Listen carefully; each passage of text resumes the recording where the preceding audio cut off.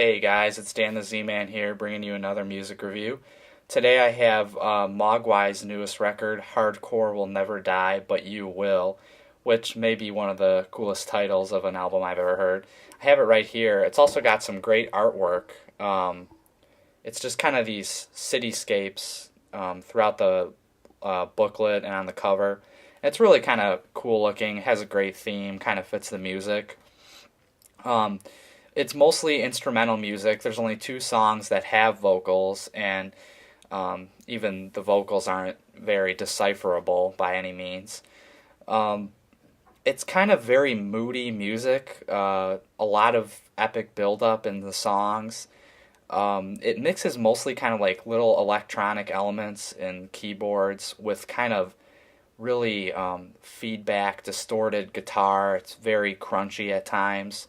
The first song I led you in with was probably one of the better mixes of those two elements, called White Noise.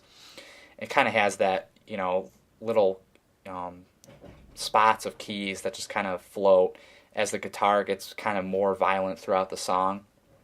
Um, a lot of songs are kind of that build-up format. How to Be a Werewolf builds pretty epically. Your Lionel Richie builds like that. Rano Pano, songs like that just kind of follow that, slow cycle of adding layers of instrumentation and building up to the climax of the song. But some of the songs with the vocals actually are more kind of just, typical song structure, just kind of quick, less build, just kind of more, right in your face. And Mexican Grand Prix is one of those, and George Square Thatcher Death Party is the other one. And I think it's an interesting contrast to the instrumental, so I'm going to let you listen to George Square right now.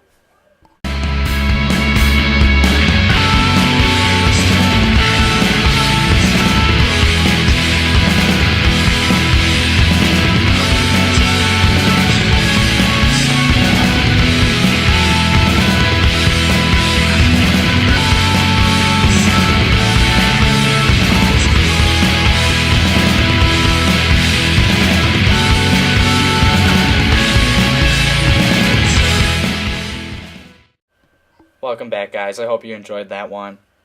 As you can see, the vocals aren't really very clear. It's more kind of a electronic wailing in that song, but I still like it a lot. I think it added an interesting element to that song. Not all the songs are just kind of so brash and forward with the build up. Some of them are more soft and beautiful. Death Race starts out very beautifully, and that song builds a little towards the end, but it's not as violent as some of the other songs. Letters to the Metro is kind of entirely a quieter piece. Kind of reminds me of the artwork in the sense of, a city at night or something like that. Too Raging to Cheers also starts out a lot more on the quiet side, and it does build up a little more. And I kind of like that in the fact that it added both elements of the quiet and the loud a lot better. It's probably one of my favorite songs on the album.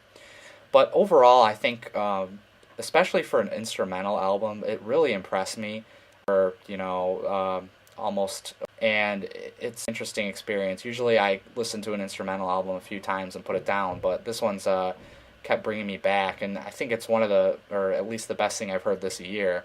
So I'm going to give it an 8 out of 10. I really think you should pick it up if you kind of like that mood music, or it's good for when you're doing other things like studying or reading, when you don't have to entirely focus on it. But I hope you guys like it. I'll play you out with Too Raging to Cheers, which is one of my favorite songs on the album. And until next time, I'll see you guys later with another music review.